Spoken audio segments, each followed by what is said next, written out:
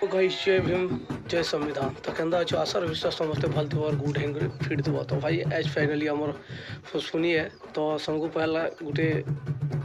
सबको more happy फुसफुनी तो finally आमर जेन दिनटा अच्छे जेनटा कि आमर कृष्ण महाप्रभु जेन ताकर कंस मामा के निधन करते से दिनटा है और आज कंस निधन हे तो गोटे कथा कहबार के चाहूँ आम फैमिली जिते अच्छे YouTube family Insta family and Telegram family तो भाई ये कहबार के चाहूँ सभी आराम से रह घर फिट तो सबको खाना पीना करो आराम से ऐसे आज घर टाइम दरकार बहुत बोला भाई बाहर रोचन तो आज घर के आस घर सबको टाइम दियो सबको से आराम से खुशी हिसाब रहो तो ये कहबार के चाहूँ और गोटे इनफर्मेशन देवार के चाहूँ भल लगे लाइक शेयर सब्सक्राइब करब मैं जल्दी मतलब जल्दी ट्राए कर